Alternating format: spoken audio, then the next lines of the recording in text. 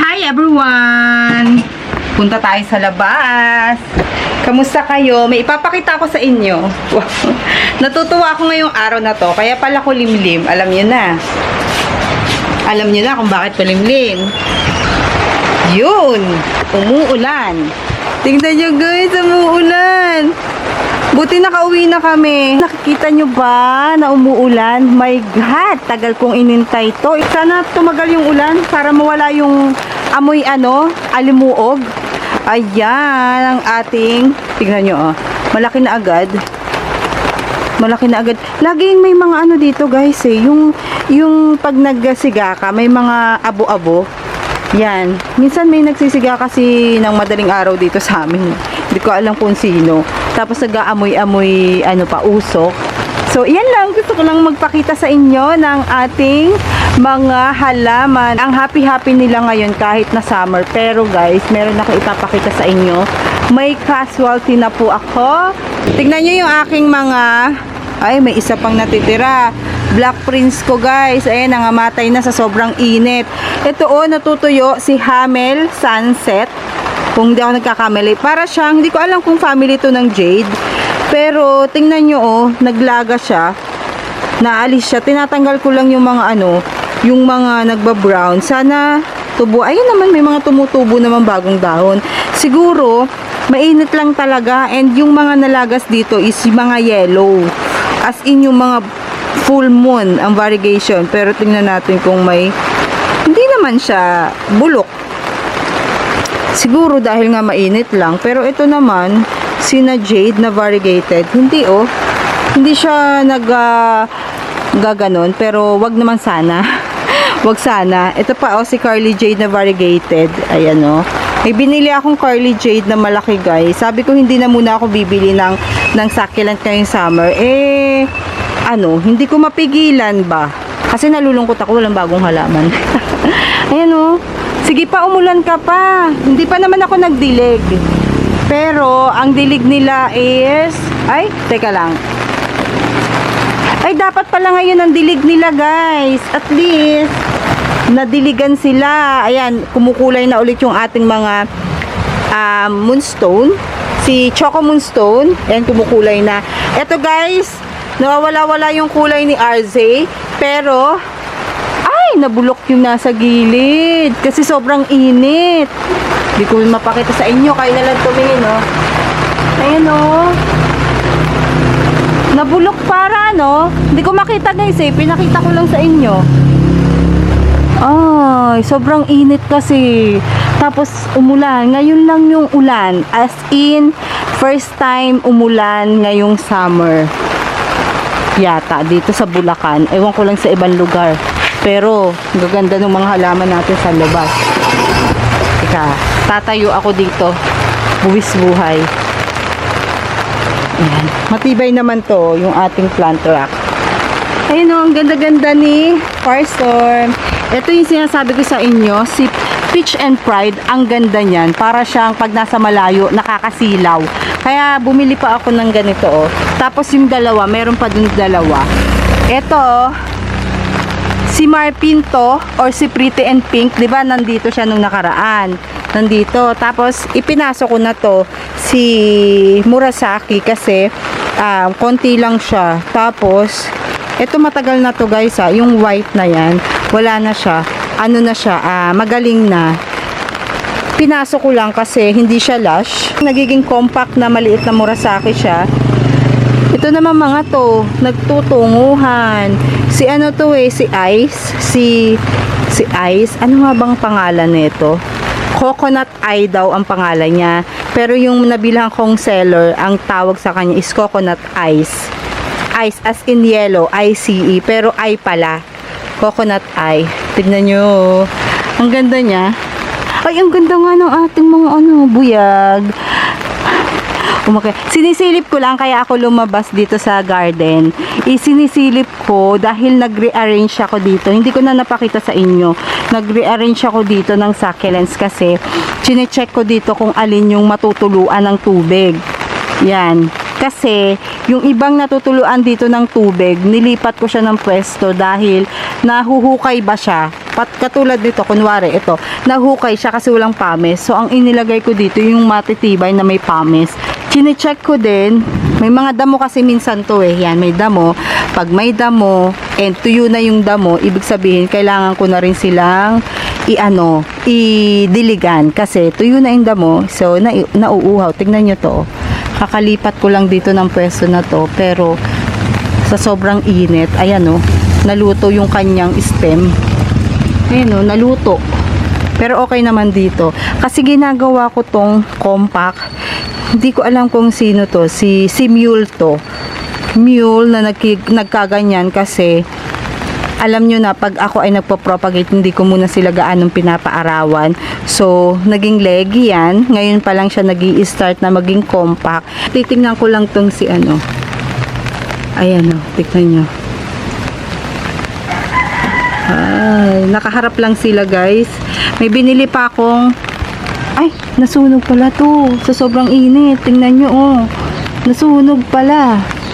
And may binili pa akong ganito na firestorm kasi natutuwa ako sa ating mga firestorm dahil ang ganda niya tingnan pag maaraw. Actually, eto, inaano ko siya, yung ano ba tawag dyan, ini-stress ko. Pag ini-stress, huwag mo siya gaanong didiligan. Kaya lang nasunog pala. Ayan o. Araw ng dilig nila ngayon, Tuesday. Pero hindi ko na sila didiligan kasi nadiligan na sila. Sana umulan pa. Kanina pa patigil-tigil. Tingnan nyo, basa yung kalsada. At nakatungtong lang ako dito sa dito sa plant truck. Ayan o, nakatungtong ako sa plant truck. Tingnan nyo, meron pa pala ako dong halaman. Ito yung hindi ko pa naaayos dyan. Ayan. Pero itong labas, naayos ko na yan guys. Tingnan nyo. Nawala na yung agave dyan na malaki. Hindi ko pa lang nailabas yung isang plant truck na kailangan kong ilabas dyan. Nagdadalawang isip ako kung alin yung ilalabas ko. Ito si Dolphin. Hindi ko alam bakit maliliit yung tubo niya. Sagana to sa dilig si Dolphin. Pero maliliit ang tubo niya. Pero yung isang Dolphin ko doon, matataba naman yung tubo. Ayun ang ganda ni Dolphin Kakadilig ko lang dito sa mga to. Nung isang gabi, hindi ako araw-araw nagdidilig ng hoya. Every other day or every 3 days. Ayan. Tignan nyo naman yung ating, may nagsasabi sa akin na bakit daw ang alaga ko is hindi naman mapapakinabangan. Kung masaya daw ba ako dito sa ginagawa ko. May nabasa akong comment na ganun, na bakit daw ang mga inaalagaan ko is hindi naman nakakain. So parang ang ibig niya sabihin is gulay ang itanim mo kaysa ganyan. Kaya lang guys, hindi ako kumakain ng gulay or pili lang ang gulay na kinakain ko. Pero meron naman akong langka. Nabili ko to 2 years ago siguro or magti 3 years ago. Hindi ko natanda kasi matagal na. Dwarf daw to na langka. Actually, mayroon akong gustong bilhin doon sa Quezon Memorial Circle. Yes, doon ko siya nabili. Balimbing ba? Alam nyo ba yung prutas na balimbing? Rin siya, maliit pa lang, may bunga na. Kaya lang, hindi binenta sa akin dahil, pang display lang. Ang dami ng bunga. And, etong ipinagbentahan sa akin or binenta sa akin na langka is, ibang klaseng langka. May sinabi sa akin dati kung anong klaseng langka to, nakalimutan ko na lang. Tingnan nyo yung dahon, ganyan. Pero yung iba bilog Ayun mga ganito yung dahon niya. Natuyo na to before kasi hindi siguro siya nadidiligan sa area na yon. So, ang ginawa ko, pinagputol-putol ko. Ayan, nagkaroon ng maraming branches dito. Ayan, madaming putol. Simula nung ipinasok dito. Dito ko lang siya inilagay kasi si Kisses, nangahabol ng pusa. Itapon ko na nga to. Ganda pa naman ito. Nagkaroon ng yung sakit ng potos. Ayan Kala ko maagapan pero wala Ganyan pa din. Ito natakot, nagtatakbo kasi biglang kumulog. Natakot. Nasaan na si kuya at si ate mo? Kakauwi lang namin galing sa mall. And ito lang sinama namin kasi maliit siya. Meron pa pala ako dito. Ito guys, dati pa to. 3 years or 4 years ago ko pa tong nabili. Kaya lang katagalan talaga. Naging ano na siya, nasira na ba? Ayan o, itatapon ko na. Hindi nasama kanina pagtatapon ng basura. Nakahiga na ako Nag-vlog lang ako dahil gusto ko ipakita sa inyo na umuulan. Ay, ito palang nasa loob ng bahay. Kailangan ko siyang diligan kasi hindi naman siya nabasa. Ayan, kanina pa umuulan guys. Pero ngayon ko lang ipinakita sa inyo. Tignan nyo yung ating mga variegated na, ano pa tawag dyan, na Black Prince, namatay. Ayan o, sa sobrang init. Kawawa naman si Hamel Sunset. Sana mabuhay. First time ko mag-alaga ni Hamel Sunset Ayan, tignan nyo, nalalaga siya. Well, ganito yung nangyari sa aking isang succulent, si Sophia. Ito ganyan yung nangyari, naglagas. Pero this year, ayan na, nagkaroon na siya ng tubo. Kaya sana magdire-diretso siya. Ito si Chloe, 'di ba? Ito pagkakaalam ko, Chloe ko 'to nabili. Ayan malambot na yung dahon nila guys kasi kailangan na nila ng dilig. Pag nakikita ko or nahawakan ko siya na malambot na yung dahon, kailangan na nila ng diligan. Ito, normal yan sa ating mga succulent na bakit daw natutuyo yung ibang dahon. Normal yan guys. Lalo na pag yung mga succulents nyo is katulad nitong sa akin, yung tinatanggal ko na to. Normal yan na pahaba ng pahaba. Tapos, etong mga to na nakikita nyo na yan, dito siya dati nakalagay ito. Yan. Kaya lang, since sumahaba siya, nawawalan siya ng dahon dito. Ang ending niyan is magkakaroon siya ng mga babies o mga pups. Tingnan nyo to. Yan. Kaya, yan yung nangyayari pag nagiging lush yung ating halaman. Huwag kayo mag-worry pag nagtutuyo-tuyo yung mga dahon yan. Tapos healthy naman. O, ganyan lang. Magkakaroon siya ng mga tubo-tubo dyan.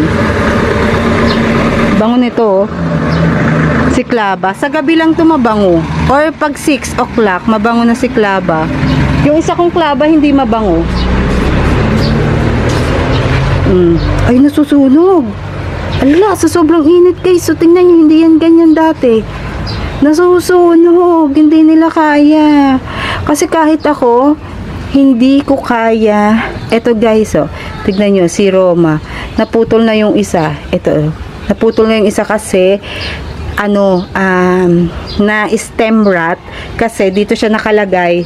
Ay, ito pa dito sa area na to yung mainit, dito sa area na yan, dito, yan, sa likod hindi gaano, dito sa area na to mainit at saka dito, pero mas matagal ang init dito, dyan. Ngayon ko lang nakita, ay, ito pa kahit naman ako guys, hindi naman ako lumalabas ng sobrang init. Kawawa naman yung mga halaman natin sa sobrang init. Nasunog. Tingnan nyo, si Marcus. Ganda-ganda nito nasusunog. Lilipat ko siyang pwesto. Pero ito si dancing cup. Si Orostache na lang. Ayan. Family siya ng Orostache. Ayan. And matibay ito sa araw. Maganda to. Matigas yung dahon. Matibay siya sa araw. Ito, nilipat ko na si Klaba. Si variegated clavatum, nilipat ko na siya. Dati, nandito siya, pero inalis ko na. Kung mapapansin nyo, kala nyo luwag yung ating halaman. Yes. Kasi ang ginawa ko, nilabas natin yung mga halaman na nandito sa loob. Plus, isinabit ko yung mga mother plants dyan. Kasi before, wala yung mga dito, sabit-sabit, 'di ba? So, kung mapapansin nyo, punong-puno yung garden natin. Yan. Punong-puno yan ng succulents before. So, since na gusto ko lahat may succulents, ayan, nilagyan ko lahat sila. Kaya lumuwag. Pag lumuwag, kailangan nating magdagdag ng halaman para paraanin, Ito nga, matitibay ito, sina Jim, matitibay ito, guys. As in, matitibay. Pero, sa sobrang init, lalo na dito sa Bulacan, guys, napakainit ngayon. Ito, natutusta. Tsaka ito, kaya ang ginawa ko, ito, nandito siya nung nakaraan, nilipat ko siya dyan sa gitna. Kasi, morning sun yung araw dito sa area na to. Kasi dito, hanggang tanghali, and then dito sa baba, parang morning sun lang siya.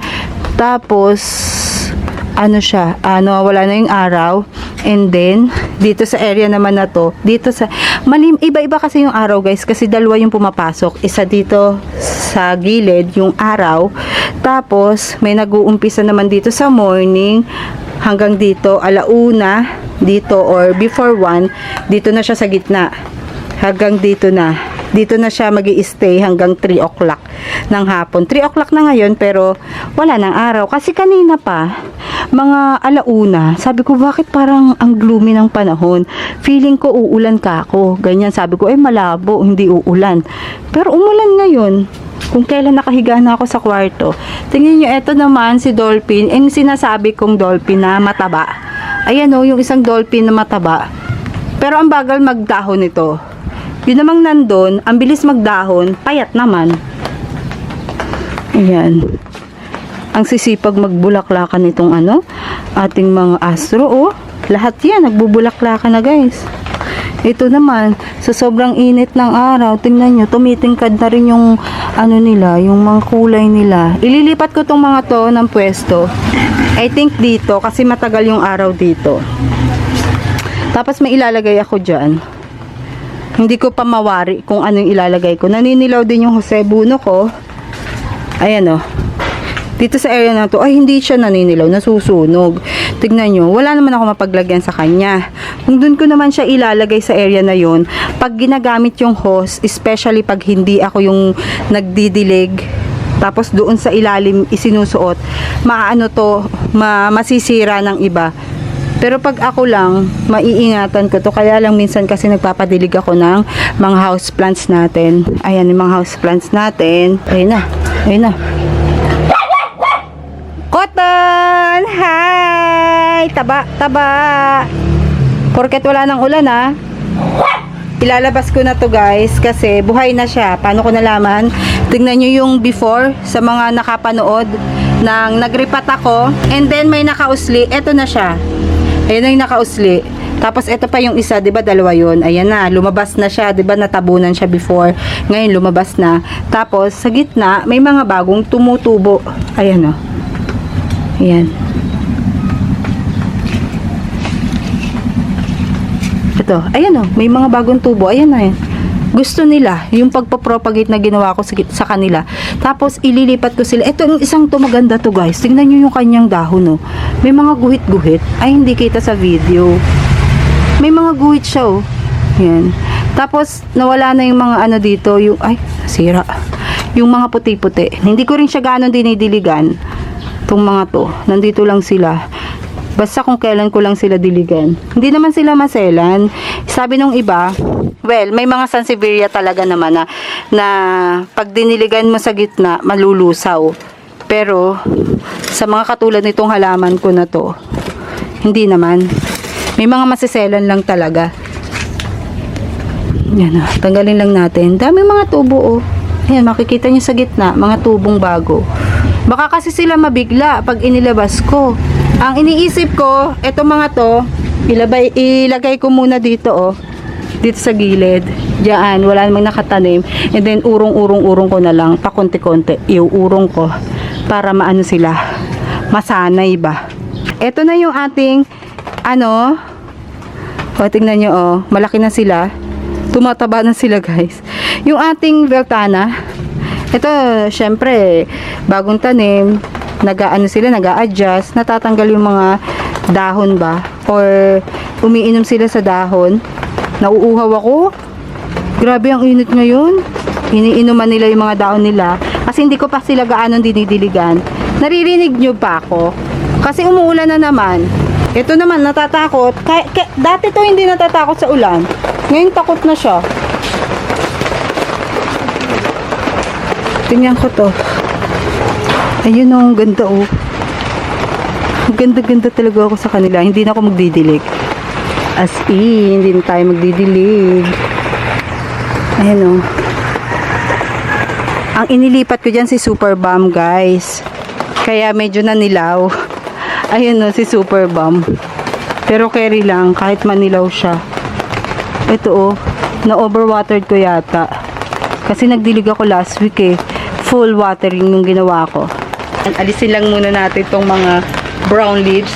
Alam nyo, dahil hindi ako gaanong madilig, nag-aano na sila, naninilaw yung yung dahon, plus nagba-brown or nagiging crispy yung mga dahon-dahon ng iba. Sinusubukan ko naman na maging once a week. Madalas kasi every 10 days.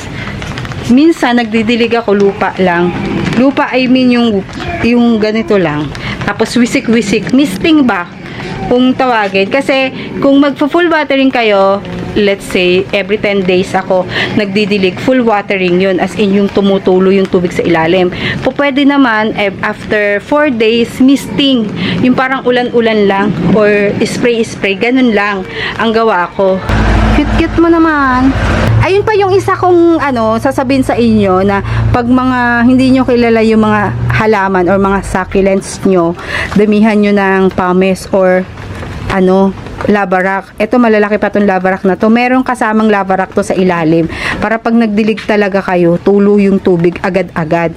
And nag-harvest ako ng ano ba tawag dito? Mga tingnan nyo, pumice, lava rock, iba-iba yung size. Hinarvest ko yun sa labas. Kasi hindi pa ako nagkakaroon ng time na maghanap ng pumice ulit. So nag-harvest ako, ang dami Ayan, tapos meron pa sa labas, meron pa dito. Ayan, hinarvest ko talaga, panghalo ko. Nakalimutan kong bumili ng coco peat. Kasi hinahalo ko yun sa ating mga succulents. Para may moisture pa rin kahit na konti yung ating mga ginagamit sa ating mga succulents. Haggard versosa na ako. Kasi nakahiga na ako kanina Narinig ko lang na kumukulog-kulog, umuulan. Nagtatakbo ako dahil first time na umulan ngayong summer ng sobrang init.